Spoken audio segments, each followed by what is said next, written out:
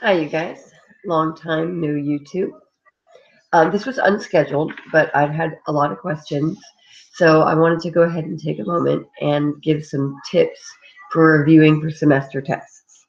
Now, it's not really possible for me to hold a review session for semester tests because there is so much information to cover. It's everything we've covered from the beginning of the year when we first came in and we started talking about culture and we talked about chegs and we talked about geographic themes, all those things from the beginning, from Unit 2, economy and government, and Unit 3, talking about North and South America, and Unit 4, which is Europe and Russia, and World War I, World War II, Cold War.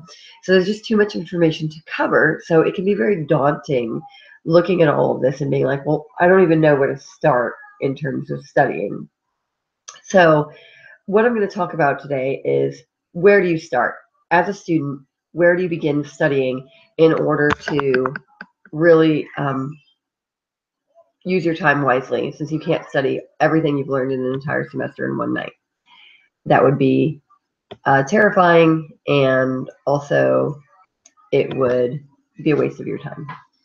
So the first thing that I'm going to talk about is the tools that I have at my disposal. So I've got my resources that I've been accruing. Today in class, we did this key concepts, where we went over some of the key concepts that might be on the DPM. Okay, and we filled that out. And I actually also just emailed that home to parents. And I also have a copy of all my tests I've taken this year. So we've taken 4 tests this year. And every time we take a test, I hand the test back out to you. And you should have all your answers circled on it and everything. And I've talked a little bit in class about how after a test, we may not always have time in class, but you should be reflecting on, what did I get right? What did I get wrong? Did I use my strategies? Where did my strategies work? Where did they not work? Test taking is a skill itself. And so the more you think about how you're using that skill, the better you're going to get at that skill. And the last resource I have today is my spiral that hopefully I've been keeping up with and has my work in it from the entire semester. So if I'm not sure about an answer to a question, I can use my spiral to check it. So where I would start, if I was you, is I would look at the suggested topics list, and then I would try to find questions from my test on these topics. So for instance, our first topic was physical features of Europe. Well, that's not going to be on my Unit 2 test, Geography and Culture. That's going to be on my Unit 4 test, Europe, the Europe test. So I'm going to look through my Europe test, and I'm going to see what are some questions where they talked about the physical features. And I'm going to have to flip through and look. No, that's not really about physical features. Okay. It's question number 18. Question number 18 asks about geographic barriers in Eastern Europe. So I would look at this question and say, do I think I got this question right or wrong? I'm not sure. I really need to check my spiral.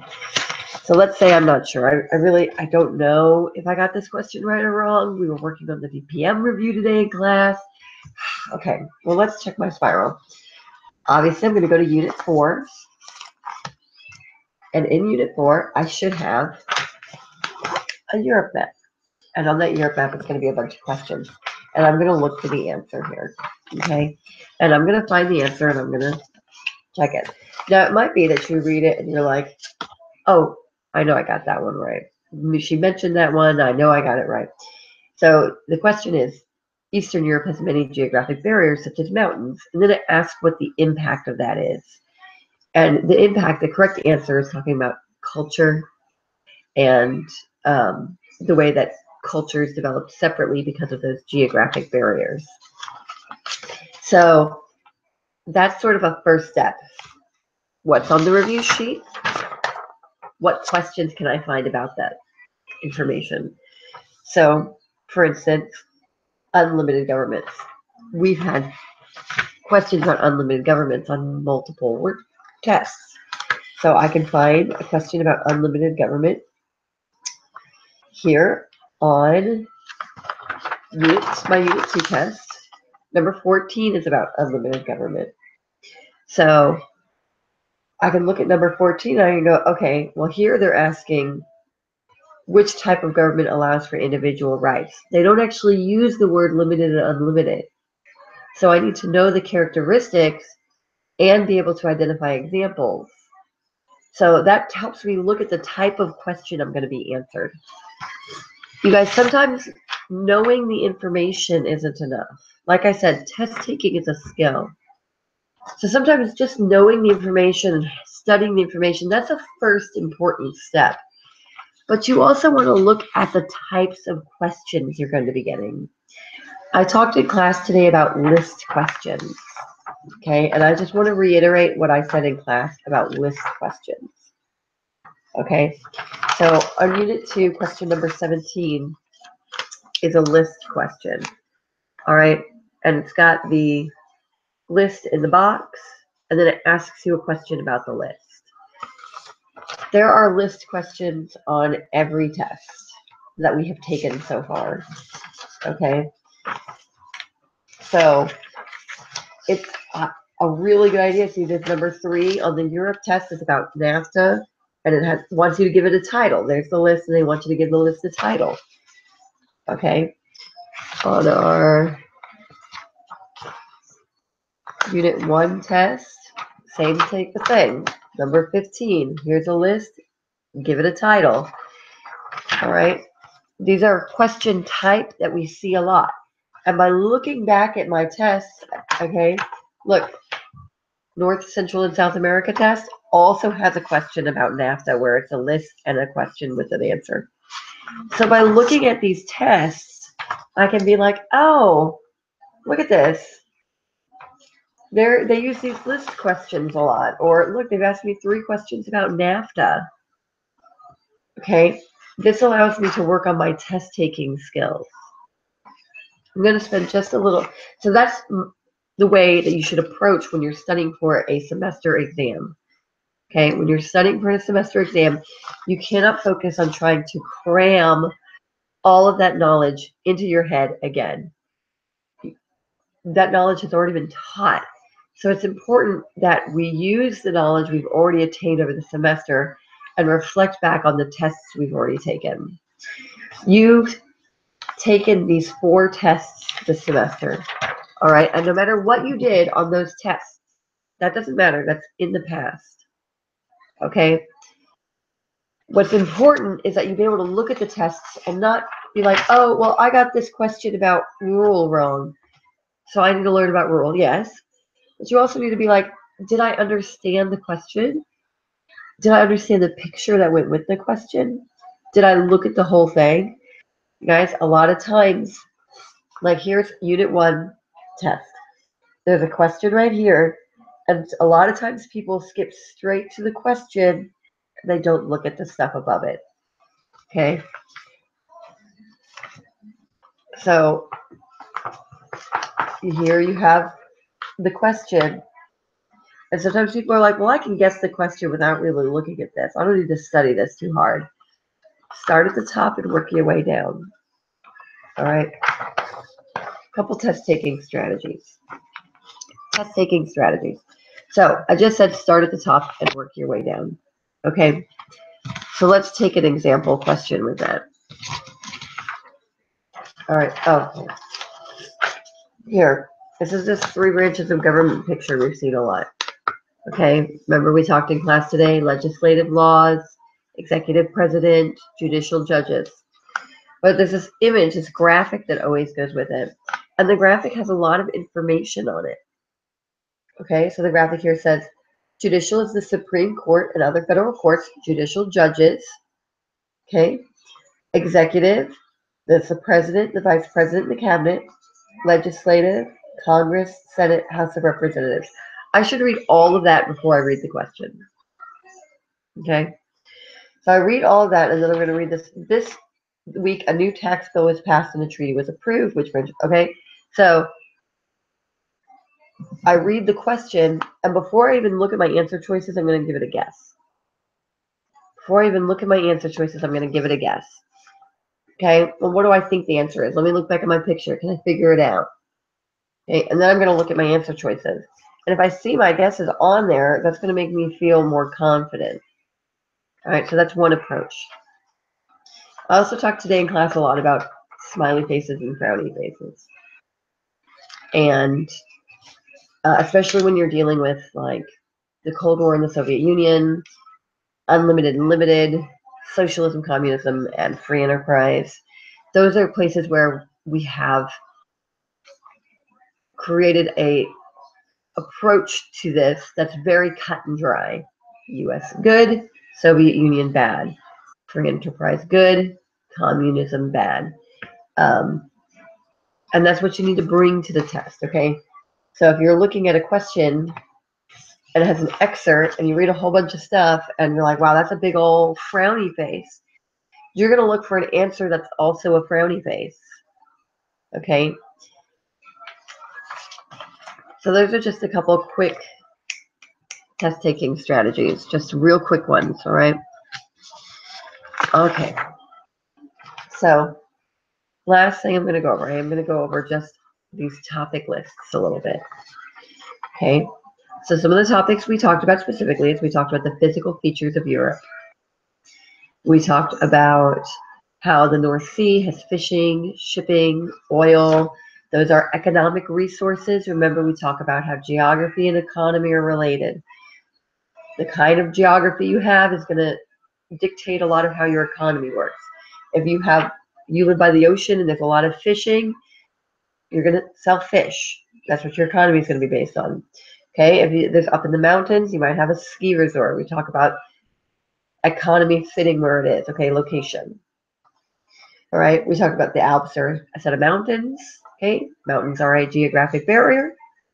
We talk about the channel, which is an example of a corridor. Okay, again, think about lists. There's many examples of barriers and corridors throughout this review sheet. So it might be a nice tactic to go through and kind of make some of those connections. What are all our barriers? What are examples of barriers? What are the corridors? What are examples of corridors? Kind of build some sample lists, because again, we talked about list questions. Free enterprise, private ownership. Now, you guys, it only lists free enterprise, okay? It doesn't list socialism and communism. But if I look in my notes, I go all the way back to Unit 2, and I look in my notes and I see the notes we took on this.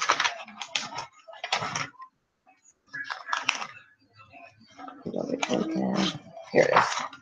So these are my foldable notes. Okay, and I have free enterprise, socialism, communism. I know that anytime we're going to be talking about free enterprise, I'm talking about it in comparison to these other two. And even though free enterprise is the topic that's listed here, socialism and communism are fair game too. Enterprise green. Okay. We colored free enterprise green. And we talk about how that's controlled by the owner, supply and demand, lots of choices. Okay, communism is on the opposite side. It's controlled by the government. Very few choices. Okay. Quotas is a big word they like to use. Anything having to do with fear. Okay. Socialism. Yellow. The biggest word we talked about with that is taxes. High taxes, special taxes, etc., etc. All right. So, you guys, I know that we did not have time to go over the answers in the test today in class. Unfortunately, I'm not able to give those answers on this venue because there are still students who have not taken that test. What I would recommend is just going back and you can kind of check the test yourself. You can go through your questions and check your notes and see if it matches your notes. Okay. But I can't give those answers over the internet to those questions. So, sorry, Ayush.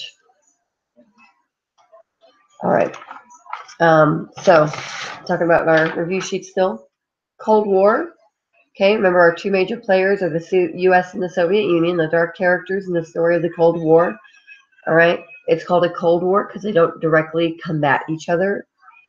All right, and they both are building military. Again, I would see Cold War. I might look for Cold War questions. There were 3 Cold War questions on our Unit 4 test. So I might look for those Cold War questions. Do I remember who the first leader of the Soviet Union was? Do I remember who the main one was? Okay, do I remember who was in charge of the Soviet Union when the Soviet Union collapsed? All right, I might take a minute and look at my Cold War foldable. I don't know how to copy of it here. But remember, it has the 2 sides. It's got on our Unit 4 test. This information right here, this question right here, was right out of your notes. Okay, so on our notes, our Cold War foldable notes, you had this is the United States, this is the Soviet Union, and this is both of them our Venn diagram.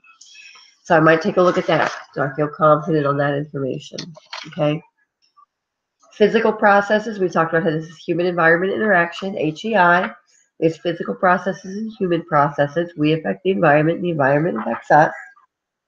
We talked about the Berlin Wall. It's a wall in Berlin. The Soviets built it. You want to make sure you know the Soviets built it. That's part of the Cold War. All right. World War II begins. Treaty of Versailles was at the end of World War I. Germany invades Poland. You guys, timeline questions, always a good thing to watch out for as well. Also, headline questions. We see these a lot in our tests, headline questions. So you might take a look at your headline questions and see what, like here's another one here's a headline question from Unit 2. Okay, number 13. See.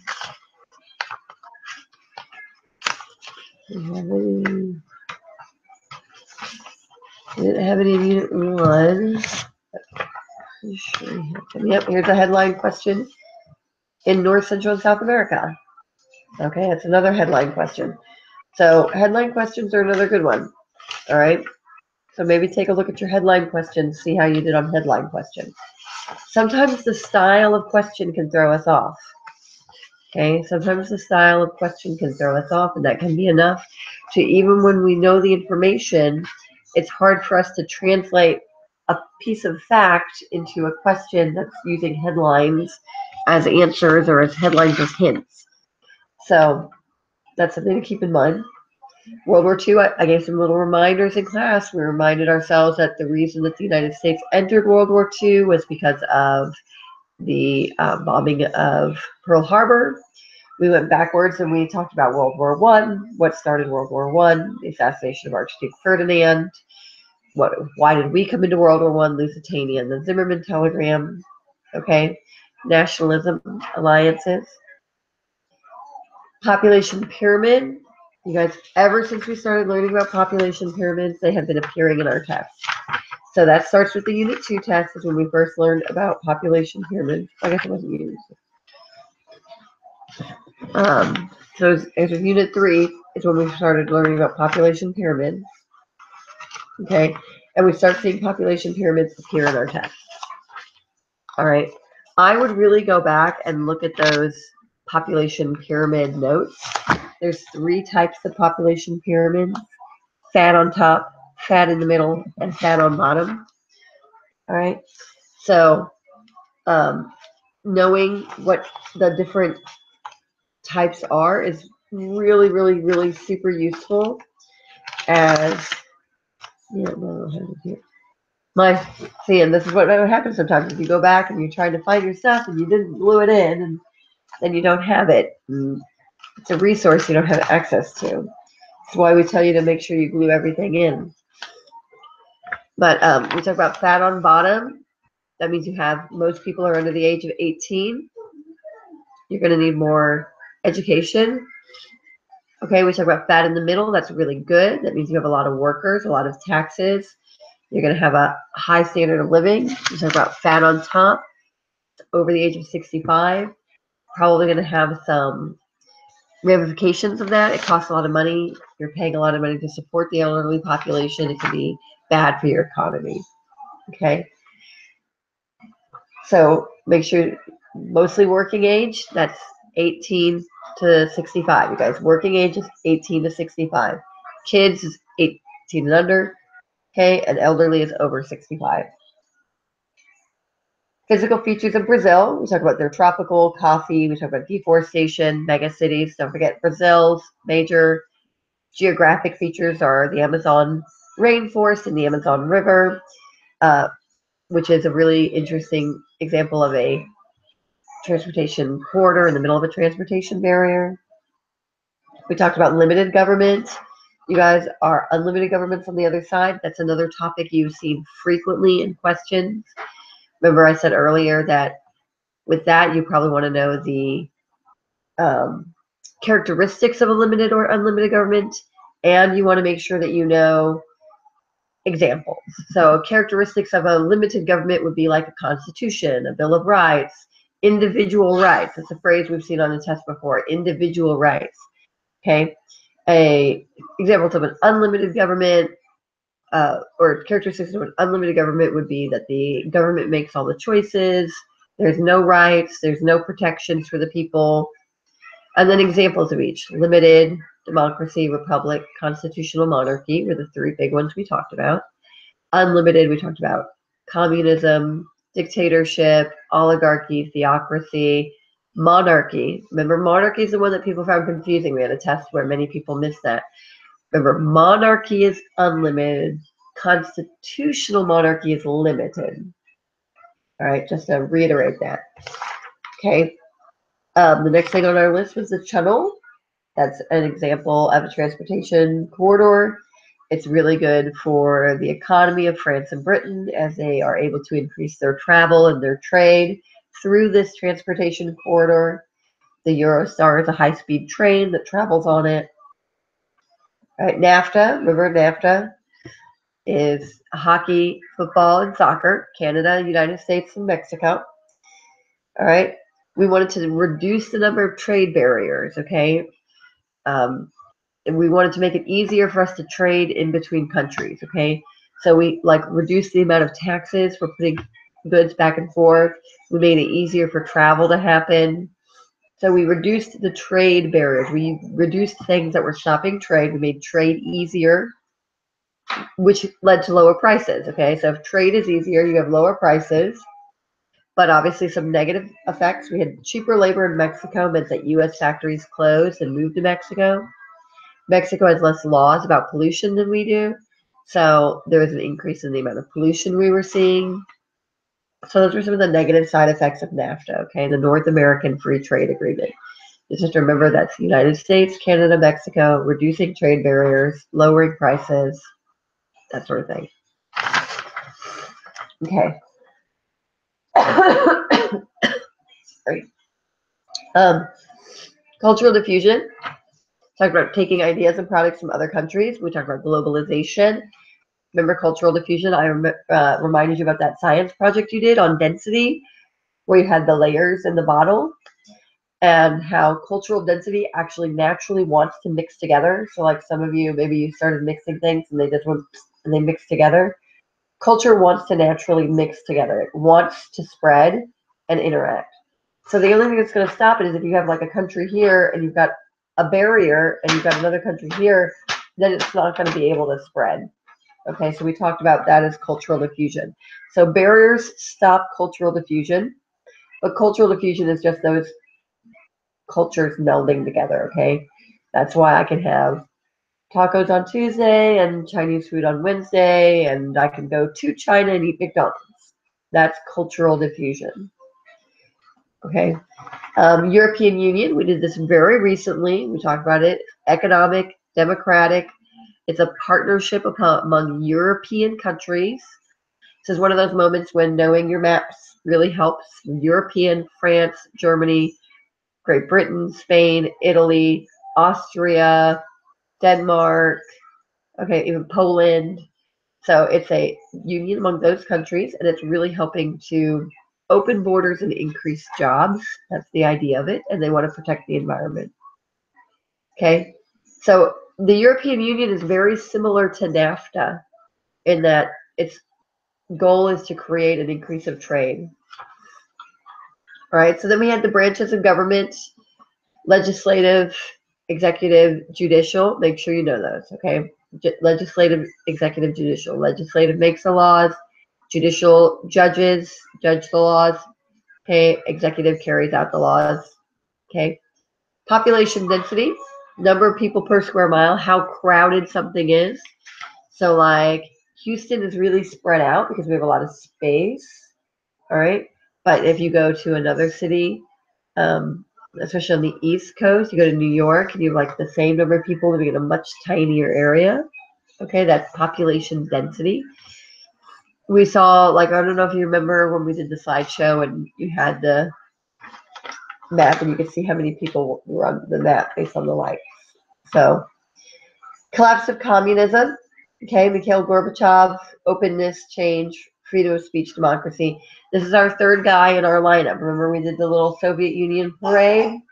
We had the Soviet Union parade, and the leader of the Soviet Union parade was Lenin, and he was the guy who started it. Bolshevik Revolution, 10 years, started communism, the Soviet Union. Then Stalin came along, and he's the one who killed a lot of people. Okay, he was a very harsh dictator, and that's what we really think of with the Cold War. And then Mikhail Gorbachev comes along, and he changes things. He starts to bring in democracy, and under Mikhail Gorbachev will bring about the collapse of the Soviet Union. Okay, so demographics, that's being able to read those charts, those graphs that show you, like, if this country has this kind of literacy rate and this country has this kind of gross per capita income, then you can say something about the quality of life in those countries. We did have one in this last test. Okay, what I said in class today was that the biggest problem is, you guys can look at this and read it, and if I said who has the best life expectancy, you could tell me, oh, it's France. But if the question is who has the best health care, then you have to look at infant mortality and life expectancy, okay? Or if the question is which one of these statements is true, you have to check each statement against this. So you'd have to look, oh, do these countries have a bad education system? Well, let's look at their literacy rate. Okay, it's really high, so that's probably not true. Okay, so you have to be able to take the chart and apply it in several ways. The biggest thing is remembering that life expectancy and infant mortality is healthcare. Literacy rate is education. Per capita income is standard of living. Okay. Unlimited governments, we had 3 examples there: Hitler, Stalin, and Fidel Castro. They're dictators, absolute power. We need to know the characteristics of unlimited government. We might want to know some examples of unlimited government. Trends in population, rural to urban, and I had my students write urbanization. So you make sure you have urbanization in there. The effects of Spanish colonization. Okay. The cultural effects were the Spanish language and Roman Catholic religion were kind of left in Latin America. And the immediate effects were like disease, and the Aztecs were enslaved. So it's the effects of colonization, okay? Cause and effect is a really important part of social studies. So we had several people who struggled with the timeline questions in our most recent tests because they were like cause and effect, and they were having trouble with, if this caused this, this is the effect, all right?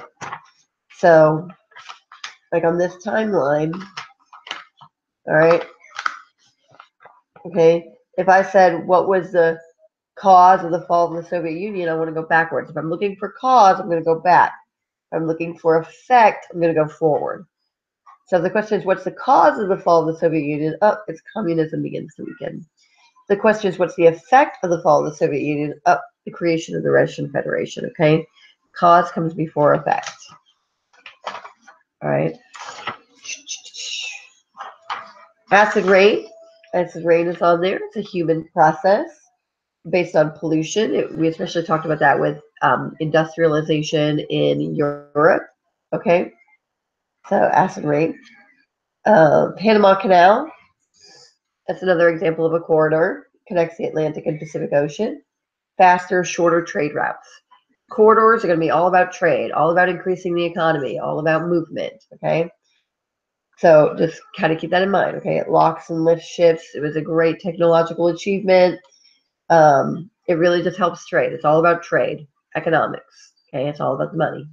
Remember, economics is based on money, okay? So I know that was a bit faster than our normal review. Again, it's not possible for me to go over everything in the detail that I'd like to the night before the test, when the entire test covers the entire semester. Number one, hands down, the best advice I can give you is look at your old tests. Read the questions again. Remind yourself what the questions on these tests look like, okay?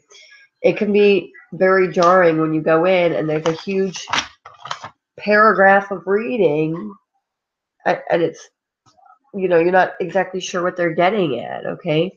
You need to make sure you're familiar with the types of questions that are asked on social studies tests, okay? Headline questions, Venn diagram questions, list questions. I talked about lists several times, okay? Organizer questions.